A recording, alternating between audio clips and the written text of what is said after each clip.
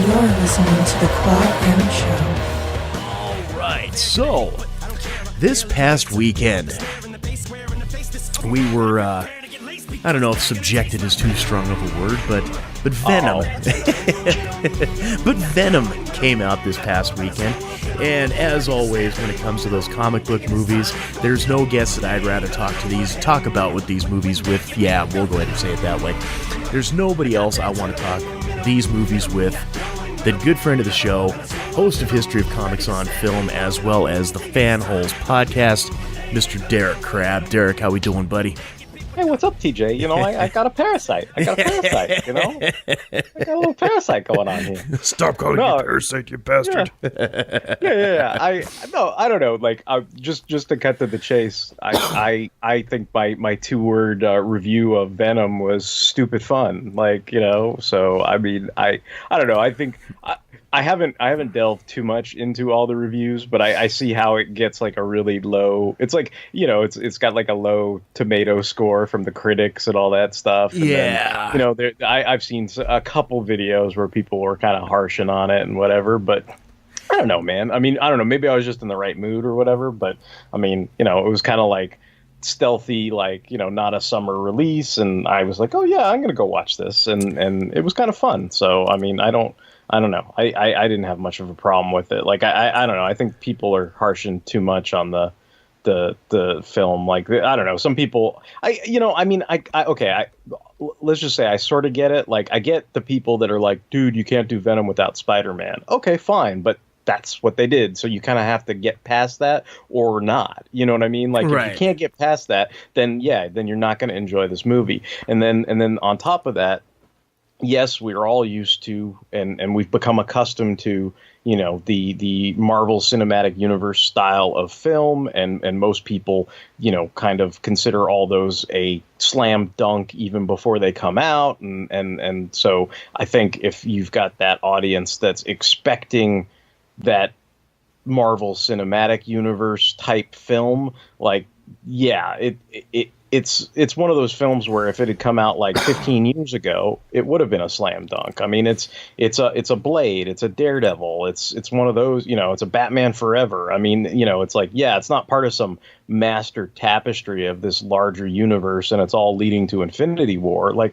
well, nothing's going to be like that, you know, like, it's like, especially when it's, you know, Sony and not, you know, Marvel or Disney or whatever. So and again, I think the same thing holds true. Like, if you can't get over that and the fact that it's not explicitly tied to Spider-Man, like, yeah, you're not going to get past it. So I don't know. I kind of think some of those things are unfair criticisms, you know, like, because I think people are harshing because it didn't give them what they wanted, but it's like, you were never going to get what you wanted. So I don't know, like that I guess that's just me. Like, yeah. Well, you know, because I mean, I had seen, you know, here again, at the time that I went to go see it, it was scoring like a 29 on Rotten Tomatoes, and I had seen some reviews, and there were just people that were just bashing the shit out of this movie. Yeah. And I'm like, okay, I already have low enough expectations on this, so when I went into the movie, I'm like, okay, I'm expecting it to be bad. So I set the bar very, very low as far as any expectations that I had. And some of the preconceived notions that I had did come true. The fact that for myself, I thought the first like 20 minutes to a half hour of the movie was actually really fucking good, and it was really engaging, you know, and I was really getting into it. And then it was like the minute Venom and Eddie Brock became bonded, then it started becoming like a little more, you know, fun. But the problem was, it was like Eddie went from, you know, kind of that tough Brooklyn accent to sounding like a Down syndrome riddled dude who had a stroke. It was like, I'm Eddie Brock. I'm Eddie Brock. Yeah, God, I don't feel so good. I don't feel so good. I need to get in the tank with lobsters. I'm sorry. I'm kicking your ass right now. I don't know. I don't know. And I'm like, oh my God. And then it didn't work. or it didn't, that Down syndrome stroke accent didn't stop until the very end when he's sitting there with his ex-fiancée on the door stoop. And it was like he turned that off to try to throw us the okie doke that him and Venom weren't back together again at the end of the movie. And yes, kids, as always, spoilers, because this is the Quad M Show movie review stuff. So spoilers very much so. But yeah, so I mean but here again, I expected that going in because I saw that in the previews. The way that I kind of felt about the movie was, like you said, stupid fun. It was almost like American Werewolf in London without the blood. Yeah, American Werewolf in London with the PG-13 kind of like we want a bigger audience to come watch this movie, basically. Right. But yeah, because I mean, it was a lot of people from different reviews that I've seen thought that Venom was too goofy, and they wanted the lethal enforcer more so than like the punchline or the setup for jokes and humor. I didn't quite see that though. I mean, what do you think? I don't know what. Yeah, I don't know. You know what that smacks of? Like, okay, maybe this is my bias, right? Like, I'm familiar with Venom. I know Venom. At one point, Venom was so popular that I was into Venom. But I'd be willing to say I'm not a Venom fanboy. Like, at some point, Venom got really stupidly overexposed. I mean, and I think it happened pretty quickly because of the level of popularity he had in the comics. Yeah. This movie is based on all those ridiculously stupid miniseries that they sold because he was so popular. I mean, I don't know. It's weird to watch video reviews where people are butthurt that it doesn't have Spider-Man, that it's not in New York. And I'm like, but the whole Lethal Protector thing was in San Francisco. Yeah. He was helping homeless people. That's what he did in this movie. He was trying to help that one lady who was like, basically a transient on the street, and then she gets kidnapped. Like, I mean, if you think all this is like goofy and dumb, I mean, it's like, well, yeah, like those miniseries were goofy and dumb. I mean, I don't know, like that just, I kind of feel like they don't. I don't know. I'm trying to think of the right phrase, but it's like, you don't see the trees for the forest or whatever the fucking phrase is. It's like, right. It's like, dude, like, I know you guys think Venom is super cool, but it's like that thing where people are like, oh, the Punisher wasn't gritty enough. And it's just like, well, but he did like use a popsicle to torture somebody in a comic once. Like that's, that happened, like it's not like they just pulled that out of their ass right. and made it up or whatever. And then they give us Punisher Warzone and bitch about it being too dark. It's I don't think you're ever gonna make certain subsects happy like with that kind of thing. I mean, I don't know, maybe I'm wrong, but like I guess for me, like I was. Again, like you said, you kind of went in with low expectations. Like I have fun with it. Like I'm making fun of Tom Hardy, but it's in a loving way because his performance is so good. I mean, there's a reason why he did what he did, like because he's being Venom and he's being Eddie Brock. So he made Eddie Brock like this kind of wacky, goofy kind of, on the scene, Johnny Reporter guy, but then so when he's Venom, like Venom, I mean, that's why it baffles me. They say Venom is goofy. Like, I don't know. That voice is great. Like, to me, it's serious. Like, he's not cracking a joke about eating someone's pancreas. Like, he wants to eat their fucking pancreas. Right. Like, but it's just, I don't know. To me, the humor came from, like, you had these conflicting kind of personalities almost. And it's funny because it's not necessarily Eddie's personality and Venom's personality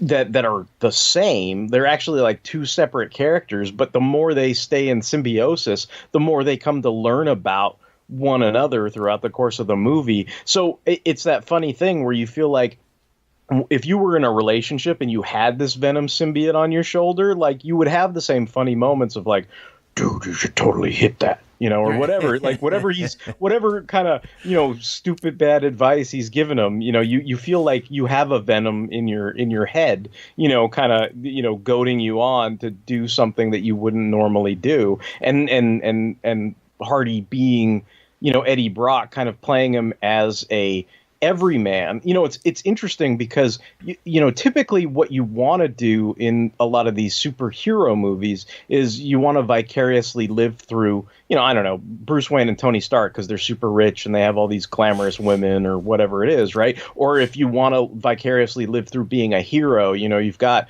Captain America or Spider-Man, you know, having that kind of hero moment and saving all these people and being selfless and you feel good about yourself or whatever. But this is interesting because, you know, it has that almost, you know, back to basics, you know, dare I bring it up, like Richard Donner's Superman 2 arc, because, you know, in the beginning, you know, I'm making fun of the parasite thing, but when he's in Mrs. Chen's little market, when the guy first comes to roll over Mrs. Chen because he's in his little protection racket, like Eddie Brock hangs back. He knows he's like, that guy's got a gun. I can't do shit to him. You know, what do you expect him to do? Take a can of fucking beans or whatever and cold cock the guy? Like, I mean, you know, he basically hangs back and nobody gets shot and nobody gets hurt and he doesn't feel good about it. But you know what? That's his, you know, loser quote unquote life. And that's why it's funny because even Venom kind of goes, you know, yes, at one point I was like you, Eddie. We were losers. You know, See, it's like, no, go ahead and continue. Because that's what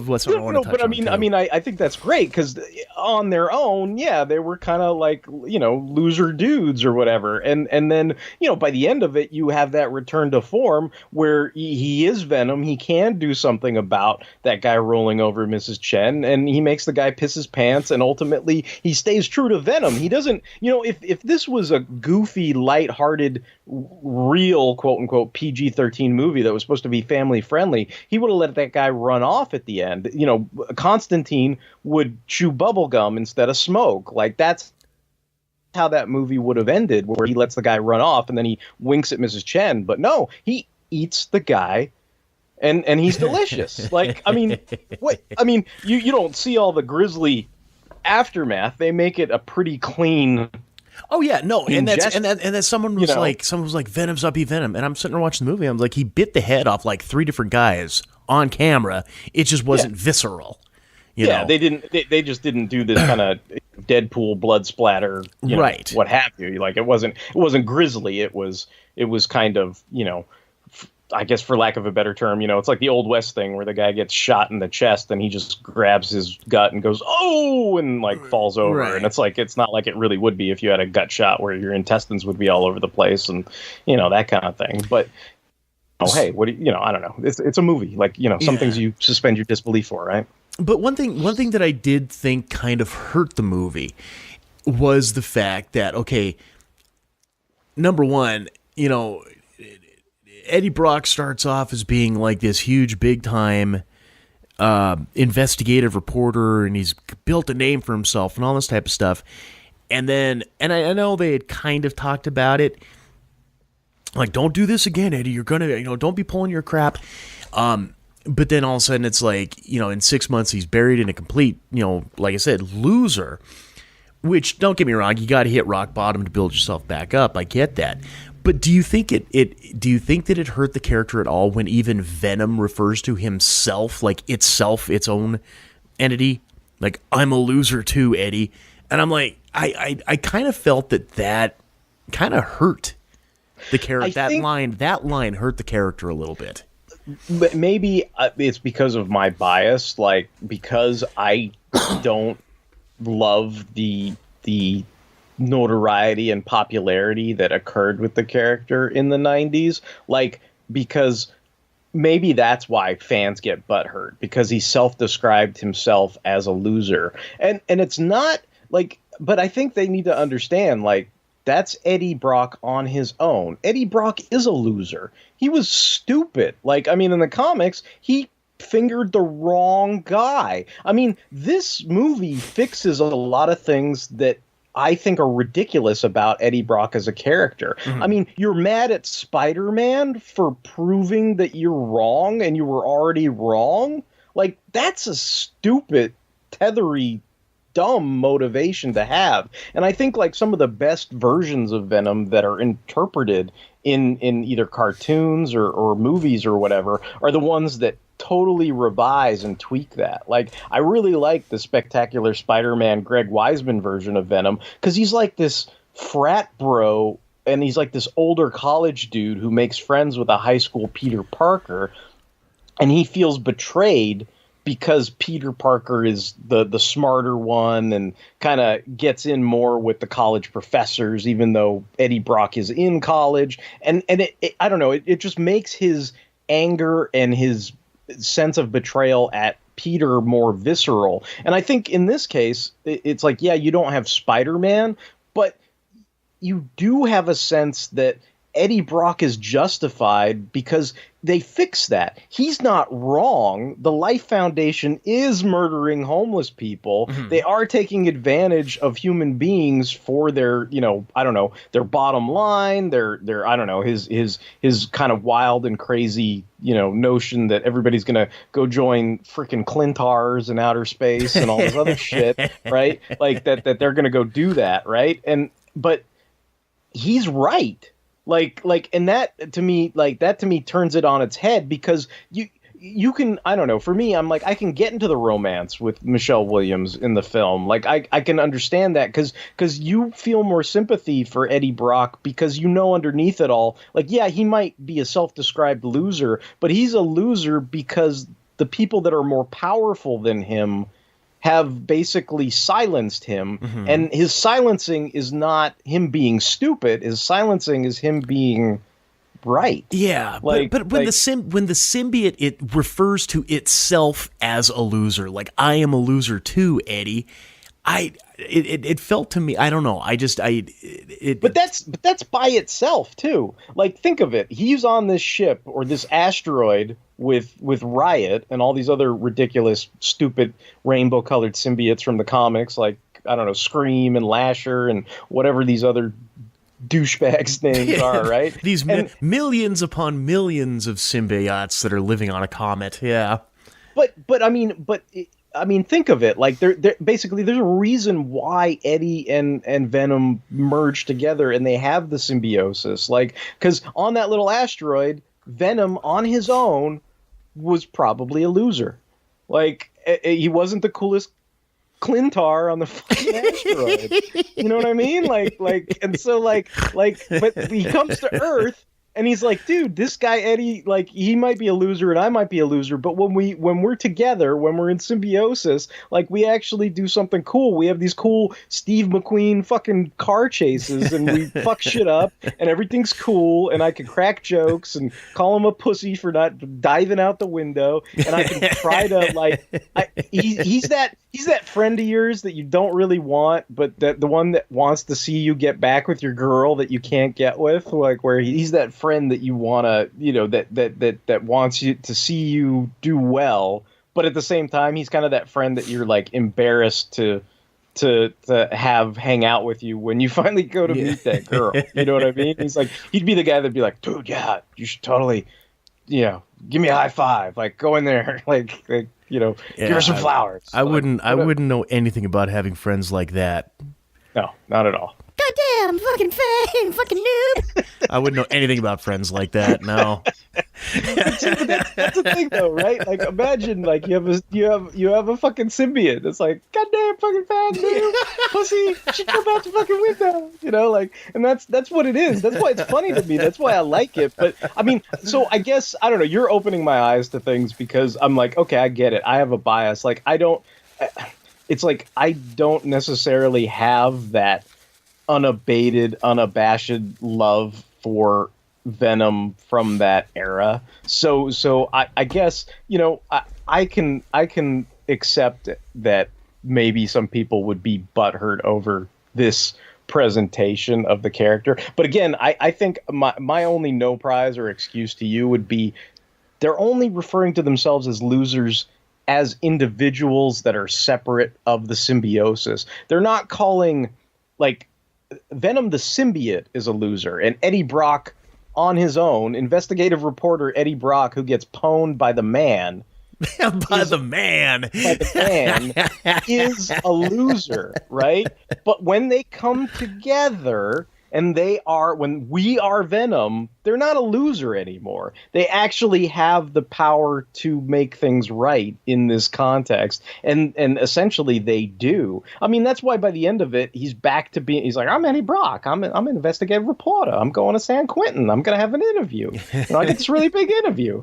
Like that's why he's basically he's back on his feet again. And it's like it's interesting too because they kind of leave you hanging. I mean, he doesn't exactly get back with his ex. Well, I mean, in this it's not his ex-wife, but in the comics it's his ex-wife. Right. But anyway, but he doesn't exactly get back with Michelle Williams, right? But they kind of leave that out there. It's like that could happen. And they didn't take like the track of like making that doctor a jerk either. Like that was I mean, I don't know, all the people say, I've never seen anything original with this. This is unoriginal. Like I think if this was like a real paint by numbers movie, that doctor at some point would have been like a secret plant from the Life Foundation and Eddie would have ate his head and then they really would have gotten together again at the end of the movie or something like that if it was a real paint by numbers film. But in this, I mean, that guy, like, he's a nice guy. He was genuinely wanting to help Eddie. Yeah, he was genuinely concerned for his health and his well-being, and you can tell he likes,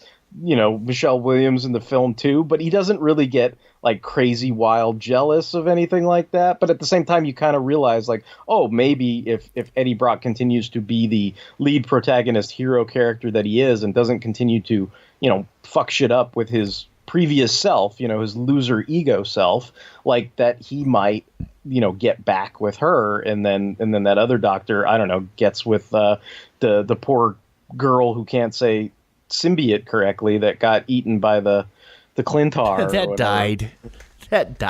It died. So okay, so I mean we've touched on this a couple different times. So I guess just to kind of expound upon the quasi elephant in the room. The Spider-Man or the lack thereof. Like there is no mention, no hint, but there were like a lot of Easter eggs, Spider-Man universe Easter eggs, like the astronaut's name was Jameson. Right. And the Daily Globe, which was always the rival to the Bugle, right. Barney Bushkin, I think his name was, that ran that place, that was the opposite guy.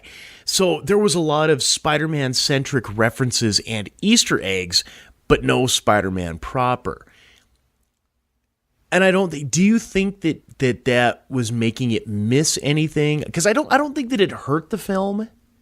Not having Spider-Man, but it's a fine line, like, because you recognize them as Spider-Man references, but I think it's that fine line of is Kingpin a Spider-Man villain or is he a Daredevil villain? And it's like, if you want to get strict, like, Kingpin started out as a Spider-Man villain. He is a Spider-Man villain.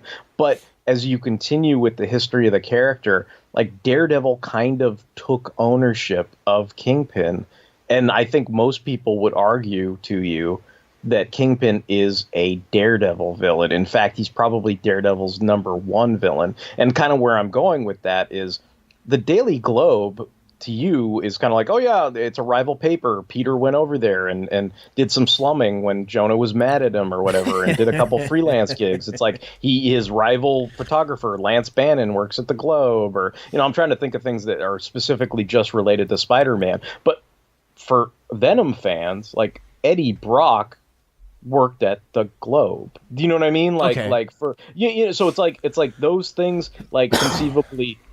It's like the guy, the guy, what's his name, Colin, the guy who becomes Riot. Like, he's a Spider-Man villain per se, right? Like, he's the head of the Life Foundation, like, and that is within the Spider-Man comics even before Venom really officially appears. Like, he's a character, so you could point to him and say this is a Spider-Man reference, but really, I mean, if you're the head of the Life Foundation and the Life Foundation makes the rainbow-colored symbiotes, like, he's really a Venom character as well, So for me, it's kind of fascinating because I sit there and kind of think like, man, like, if this, like I said, I keep saying this, but maybe I'm not articulating it or explaining it well enough. But if this came out 15 years ago and you had I mean, if you had a movie that had all the correct characters' names, it's like you had She-Venom make a cameo. Like I mean, there's a lot of things in there where you're like, this is, I mean, it's all ridiculous and stupid, but it's really from like the Venom series, like these myriad number of miniseries where all this ridiculousness takes place. Like a lot of this stuff is culled from those miniseries. So like I don't know. Like I don't see, like, if you're having butthurt over it, it's like I kind of, I don't know. Like to me, I'm like you should be great. I mean, I think people that are I don't want to point fingers and say somebody's a true fan and somebody's not a true fan, but I think people that are really enthusiastic for the character and know the character's history and followed all these. I mean, I've read them, but I'm not going to say I was enthusiastic about it. My cousin had a shit ton of the Venom miniseries, and I stopped reading it after he went to San Francisco and defended homeless people and was just like, oh, this is ridiculous. I think I read like 1 or 2 issues of it and was like, this is ridiculous. But I remember going to my cousin's house. He had all of them. So I'm sitting there reading The Madness, where he's beating the shit out of the Juggernaut and has like 20 fucking heads on his back, and, reading all these things, She-Venom and the Punisher, like, setting them on fire. We came to save you, Punisher. And he's getting fucking, fired up or whatever and all this kind of stuff. So, I mean, I read all of them. But I know people that are like legitimately were fans. Like they bought all this stuff. They were super enthusiastic about it. And I think if they were that kind of fan, like they would see all these Easter eggs and attribute them, kind of bringing it back to your question, as Venom Easter eggs. I mean, I think, and like I said, it's a fine line. Like, I mean, you can definitely make the argument that a lot of these are Spider-Man Easter eggs that, are as peripheral as you can get without, violating the, whatever kind of, licensing agreement they have for certain characters and names and everything like that. But I imagine it's just like, when Fox had X-Men and Fantastic Four, there's probably some legal document that says Venom or Spider-Man or whatever it is that Sony has, right? And at this point, the agreement with Marvel Studios is only, oh, well, you can use Spider-Man and we'll help you make Homecoming. But I bet you there's some legal document that has this laundry list of Spider-Man character names, like all these movies they've been trying to make, like Black Cat and Silver Sable and all that, and all this kind of stuff, and Riot and freaking all these different Venom periphery characters are related to that. It's like you could, it's like, we're gonna make a Sticks and Stones movie, and it's like, well, is Sticks and Stones a Spider-Man villain? Are they a Venom villain? Like they could be both. Like I don't know. Like so. The day that they make a Sticks and Stone movie is the day that they have officially scraped the bottom of the barrel. I mean, I don't think that Silver and Black movie is ever going to get off the ground either. So. And I do love me some Silver Sable. So. Oh yes. Well, and I think I would love to see. I mean, I know that she won't be in it, but if Peter Parker's going to be in London with that Far From Home movie that's going to be coming up, that would be the time to have Silver Sable. For international intrigue with Nick Fury and all that type of stuff. But anyways, I just, like I said, I don't think that the lack of Spider-Man hurts the movie at all. It's fine as its own little standalone deal. But, I mean, it's the little things that I miss in there, like not having the white spider symbol, the black Spider-Man comic symbol there. It's the little nuances that I kind of missed. It doesn't affect the movie, but it's just and by no stretch am I a Venom fan. I mean, I've never read any of the miniseries. I've never been, down at my exposure to Venom is pretty much, the McFarlane stuff, the Amazing Spider-Man stuff, and Maximum Carnage. And that's pretty much it. So I just know him as, I want to eat brains, and that's the extent that I know him as. Everything else is kind of periphery. Like the fact that, he was in San Francisco, and he was helping homeless people, and he was kind of the unsung anti-hero. But it's to me, it's the same way that I felt about the movie in general, and that's just the fact that if you are a diehard Venom fan, honestly, you're probably not going to like the movie. If you are a Marvel Cinematic Universe fan, you're probably not going to like the movie because you're going to think it's too goofy. This doesn't relate. How is this tied into the Marvel Cinematic Universe? Whatever. But if you're just a comic book fan and you're a fan of a fun movie, not a good movie, not a great movie, but a fun movie, you'll probably have a good time with it. It's like that, what I call the Watchmen syndrome. You know, where you have your diehard Watchmen fanatics that hated the fucking movie simply because they changed the ending. And you've got the people, your generic, I want to go see a comic book movie people that hate Watchmen because this isn't what I was expecting. Where's the Zap and Powie and Zam? Well, it's an interesting line because I would say if you're a fan of Venom as a villain of Spider-Man, you may not like the movie. But if you're a fan of Venom, the Lethal Protector, as an anti-hero, like, I think this movie sells that to you a lot better without Spider-Man than it does with. I mean, that was always my problem with it. Like, Venom was a bad guy, and then you tried to spin him as a hero. This, you don't have to spin him. Like, he kind of is an anti-hero already. Like I don't have that same kind of disconnect that I would being exposed to him. Like, basically, if he's sitting there killing police officers to get even with Spider-Man and then decides to be an anti-hero, well, there's a sense of disconnect there. You're like, wait a minute, like, you are not a good person even though you claim to be. You know, you make all these speeches, but then Iron Man can kick the shit out of you and tell you what's what, you know. But in this, like, he doesn't eat anybody who doesn't deserve it. You know what I mean? Like right. It's not. He even goes out of his way to be like, we do not eat. You know, we do not eat the police officers. We just don't do that. We don't eat good people. We don't eat firefighters. You know, like it's like he goes. I love how I'm giving him the fucking Down syndrome riddled stroke victim voice, and you're giving him the Curly Howard voice. Whoop, whoop, whoop, whoop, whoop, whoop, whoop, whoop, whoop, whoop, whoop. You know, I got a parasite. We can't eat the good people, Venom. We gotta eat the bad people, because it's the bad people. They got tastier pancreases. If you're evil, your pancreas tastes better. Although I will say this, I do actually prefer, you know, his quasi Brooklyn accent in this movie as opposed to the fucking you know, Sean Connery giving a sloppy blowjob in a cathedral voice that he used for Bane. I was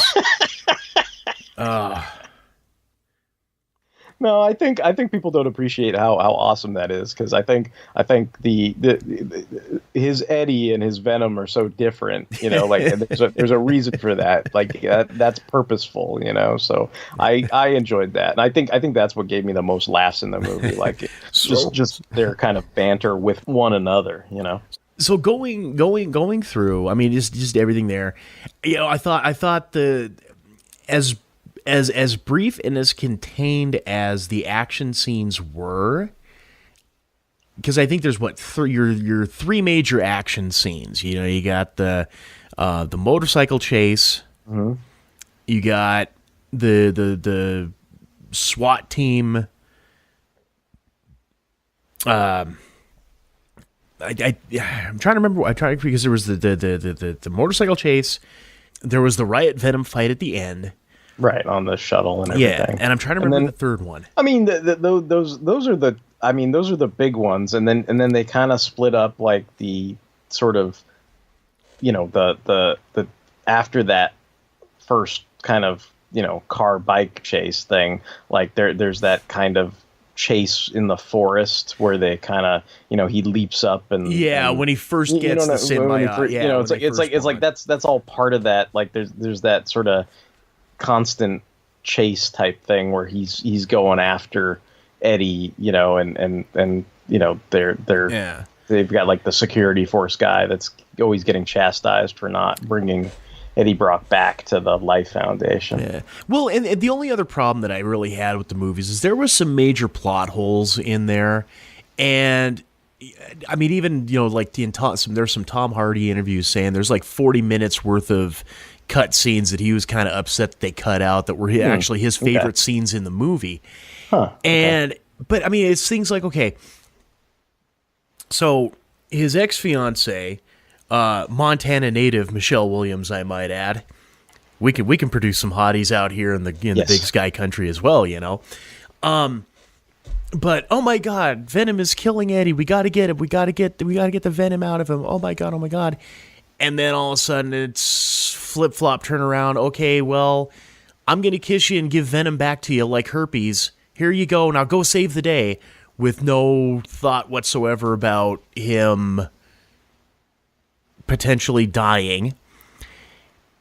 And to that as well, they didn't really expound upon the fact that, okay, if Venom is killing him, now all of a sudden it's not killing him at the end. But is Venom killing him?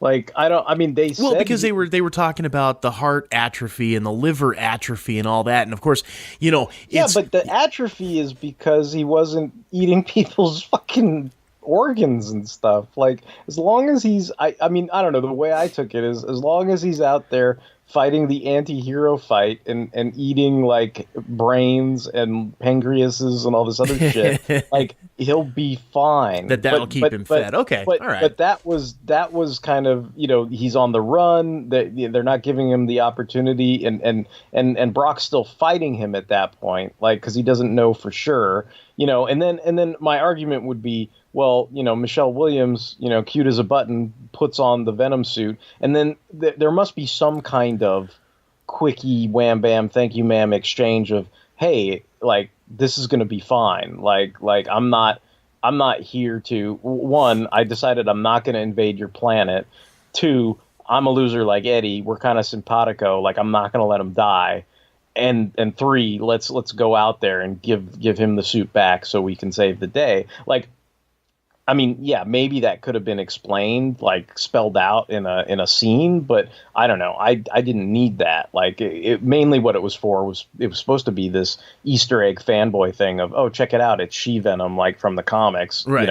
And then she passes off the suit or whatever. But I would just take it as, hey, there clearly was an exchanging of the minds and sort of the true purpose of both characters, so it's like, oh, now the suit, Venom himself, the symbiote, kind of has a good understanding of where his ex-fiance is coming from, and she also kind of has a mutual understanding of where the symbiote is coming from. So she doesn't, at this point, you're right, she doesn't feel like, oh my God, it's going to kill you, because she kind of knows, like, it's not. Like, he just needs to go eat people's pancreases and brains. Yeah, and he'll be fine. He'll be fine. Yeah, and by and large, like I say, I think it's a good movie. I don't think it's a great movie. On the Quad M scale 05, I give it a 3 out of 5. It's not a disappointment. I don't feel that you're going to waste your time if you go see this movie. But it's a movie. It's enjoyable. It's fun, but don't expect the great stuff with it. That's fair. I don't know. I probably had more fun with it maybe than you did, so I might even bump it up to a 3.5. But I think that's fair. Like I said, it's stupid fun. Like, emphasis on the stupid, right? Like, yeah. And to me, like, it doesn't break the cardinal sin of, like, it's not stupid fun at the expense of the source material. The source material is also, believe it or not, for a lot of people that were fans of it, stupid fun. Yeah. Because it's one of those things where it's not campy.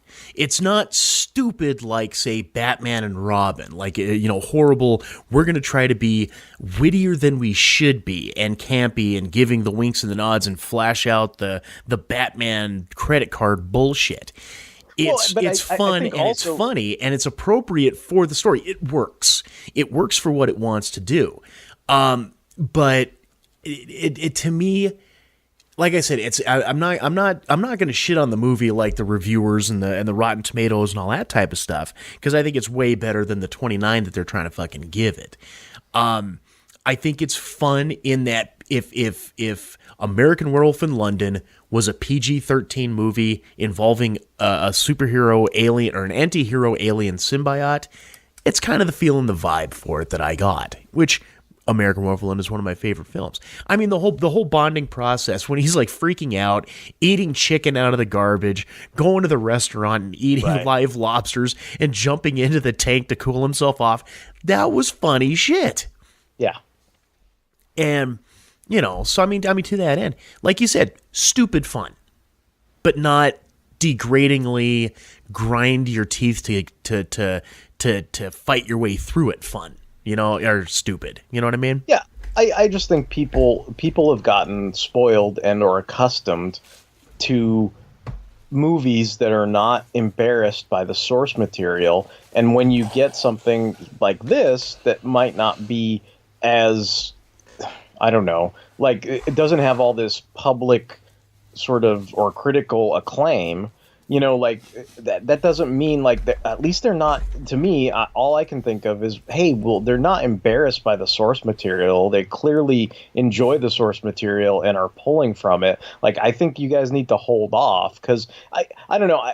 To me, I get the idea that people are afraid that somehow this movie that's okay, stupid fun is somehow going to get lumped in with these other movies that they think are genius. And I'm kind of like, I don't know, maybe it's just me, but I'm kind of like, you know, just because it's got a Marvel Cinematic Universe stamp on it doesn't mean that those aren't also stupid fun too. Like, I don't know, like I don't think I'm as afraid of, you know, people kind of lumping certain movies together because they're all under a Marvel brand and or banner, but I think some people are like insanely protective of the Marvel Studios brand, where they're like, oh well, this isn't the same thing as that, and there, you know, there's a sense of maybe elitism or I don't know, overprotectiveness or whatever you want to attribute to those kind of you know, knee-jerk reactions. But I mean, I think all I'd say is, I think they did the best they could with what they had and gave you something that was an enjoyable distraction, you know. And if you can't see the forest for the trees with that, like, that's on you, you know. Like it's like if you can't let go of whatever your preconceived notion of Venom is, or preconceived notion of what a Marvel Cinematic Studios fucking movie needs to be for you to be pleased, like, then you know what, be bound for disappointment eventually, because eventually, like, your ridiculous, ethereal, lofty standards are going to come crashing down on your head. Well, like, and then they can't all be like fucking Infinity War. Yeah, you know? well, and by that same token, if that's the mentality, then you have no right to sit there and laugh when you go and see Ant-Man and you're having the I can't remember the character's name now all of a sudden, but when he's doing his recollection storytelling time. Oh, like Luis doing his comedy Luis. bit, right? Yeah. Like, yeah, so it's I mean, you have no right to laugh at that because it's funny, and it's stupid funny in a Marvel Cinematic Universe movie. You should bitch about it as opposed to embracing it as, oh, Ant-Man 3 is coming out. What story is Luis going to tell this time? This is going to be great. Same mentality. Yeah, and I would even go a step further, because there is no Luis in any Ant-Man comics. Do you know what I mean? Like, right. So it's like, and that doesn't make him a bad character, and it doesn't make him any less funny. But at the same time, I'm just kind of pointing out, hey, like, some of these things you think are stupid are actually canon, you know, canon and from the source material. So I don't know. Okay, and so, getting with wrapping up the Venom discussion, I would be very, very remiss if we didn't talk the final mid-credit scene, which so as we've talked about, Eddie Brock going to the San Quentin prison to do the interview with the I didn't even know where this was going. I felt stupid because I was like, oh, what is he doing now? Like, oh, I guess I knew exactly what was happening, but I guess I was still stuck on like all these dumb clickbait rumors that like Tom Holland was going to show up somehow, and right. I was like thinking in my head, I'm like, is he going to go talk to Michael Keaton? Like, where is he going? Like, what's going on? Like, I knew where it was going because you got to remember, I mean, the creation of the character of Carnage was because Eddie Brock was sharing a cell with Cletus Cassidy. Yeah. And when him and Venom got rehooked up, there was a little dribble of Venom left on the hole in the wall that was created, and that little dribble bonded with Cletus Cassidy. So anyways, so Eddie Brock goes to San Quentin on his motorcycle, and of course having his conversation with the symbiote, going, "This is just me time, Venom. I don't need to have you around." And he goes into the prison, and here, lo and behold, as the big surprise payoff, Woody Harrelson was cast as Cletus Cassidy. Myself personally, I think that is genius. I think Woody Harrelson would be perfect for Cletus Cassidy. I thought it was... He is a natural born killer. I see what you did there. But instead of giving him like a really cool look, like, the Woody Harrelson we've kind of become accustomed to recently, where he's got that Bruce Willis quasi-shaved head with stubble look, and maybe dye that, the real crazy magenta red.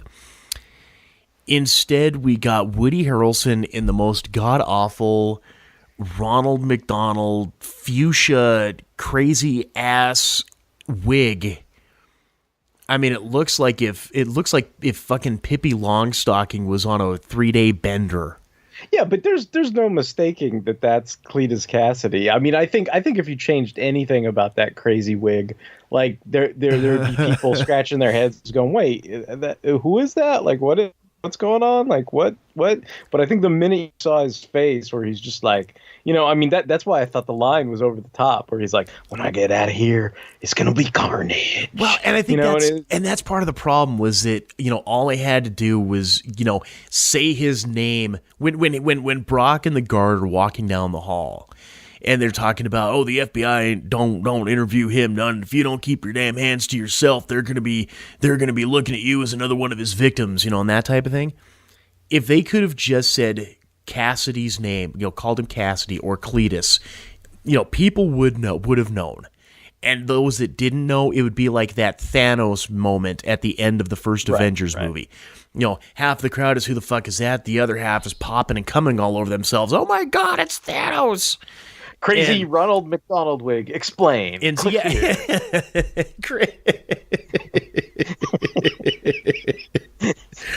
ending to Venom with the Ronald McDonald wig. Explain. Woody Harrelson is Pippi Longstocking? What now? It's like what's that guy's name? It's like Carrot Top wig. Explain. Yes, that is exactly the way I was going. It was like, oh my God, that's like if Ronald McDonald, Pippi Longstocking, and Carrot Top just decided to have some kind of DNA mishmash. It was just, and I hate to say it because Woody Harrelson, I mean, just visually in the face, I mean, looked the part with the crazy eyes and the, "Hey there, Eddie," and all that. And I just thought it was great, but God, that wig just ruined it for me. And all I can sit there and say is, Sony, this is why you need to give the property back to Marvel, because they wouldn't have put this dead fuchsia chihuahua on top of his head. That killed it for me. Despite how great Woody Harrelson was in this like 2-second, this little 2-minute scene.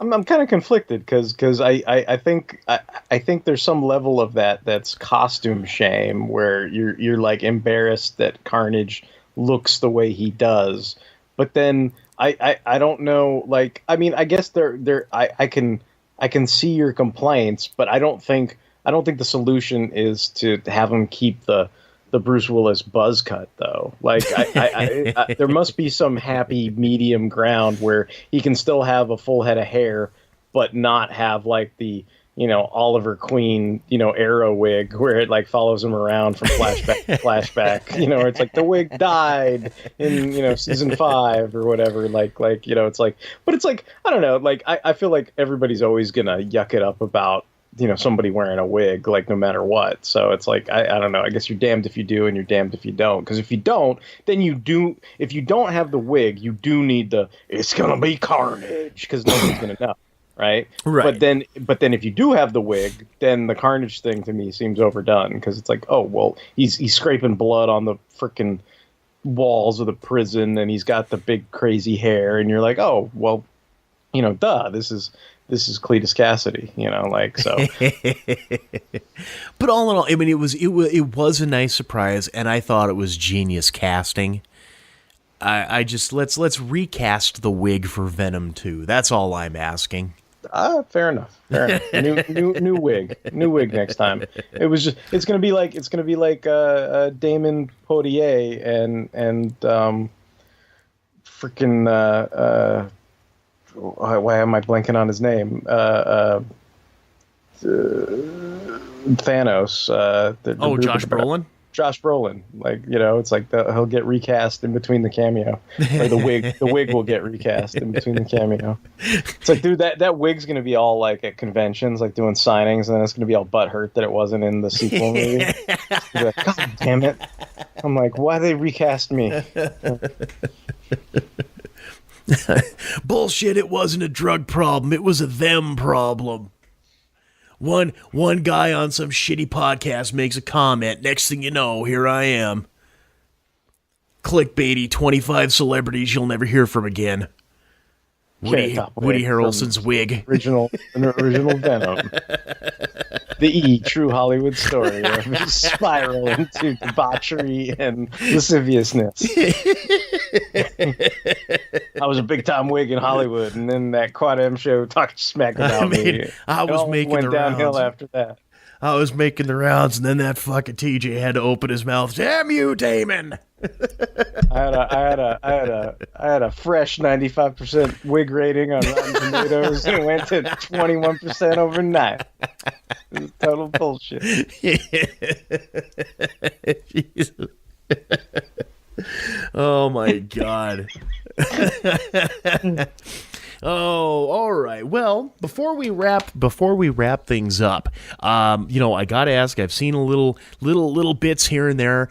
What is the latest on the history of comics on film? I believe the next project is a little Superman dos, Hermanos dos. I don't know. My original plan was to have it done before I went to Baltimore, but real life got in the way. So right. I don't know. I'm hoping I get some. Like I was using this free weekend to catch up on podcast editing because you know how that goes, and then I'm hoping maybe I'll have another couple weekends to start working on that. Like, I mean, I pretty much did most of my pre-prep. I have to kind of like hunker down and like really for reals like write the script, and then once that's done, it'll be pretty. Well, I'm not gonna say it's gonna be pretty quick, but it usually once I have all the ins and outs of the script and kind of have a good image in my head of where everything's going, then after that, the editing, the way I sort of write the script, and it's almost like I do a pre-edit when I'm writing the script in my brain. Sure. So once that's all done, then it kind of moves pretty quickly after that. But yeah, I don't know, my in the back of my head brain goal is I definitely want to get Superman 2 done this year, and then after that it's going to be the original Heavy Metal, and I'm kind of hoping that before or around the time Shazam comes out, I'll be able to have that Filmation animated Shazam thing done by April when that's kind of what I'm shooting for. I don't know if it's going to happen, but I'm hoping I'll have some kind of Captain Marvel History of Comics on Film video out when the new film comes out. So it's kind of what I'm leaning for in my head, but we'll see what happens. So the lineup on that actually does work out, or is there any stuff that you're going to be skipping and having to go back to? No. That's how it would happen anyway. It's just, to me in my head, I'm like, will I actually be able to get the get shit off done my in time. ass and then do the work in time for that to line up. Like, it sounds really good in my head, but whether or not it actually happens in real life, we'll see. Yeah. Well, I mean, I didn't even think about heavy metal. That'll be a real treat. Because that's Yeah. one of my top 5 animated movies. And yeah, I would really be looking forward to that one. And then, of course, the Shazam Power Hour with the high school kids and all that would be Yeah. perfectly well timed. So good luck with that, good sir. Thank you. Thanks, man. I'm working on it, so I don't have a parasite. I got deadlines I gotta meet in real life. It gets in the way sometimes, you know. Sometimes real life gets in the way, Mrs. Chen. All right. And that's how you end a show. All right. Well, Derek, I do, as always, brother, I want to thank you for coming on. It's always a treat having you on. And I think based on movies, we'll probably either be talking History of Comics with Superman 2 or Captain Marvel or whatever the hell's coming up next. But one way or t'other, we'll definitely have you back on when the right time comes, eh? Cool. Thanks, man. Thanks for having me. This is always fun. All right, kids. Let's go ahead and wrap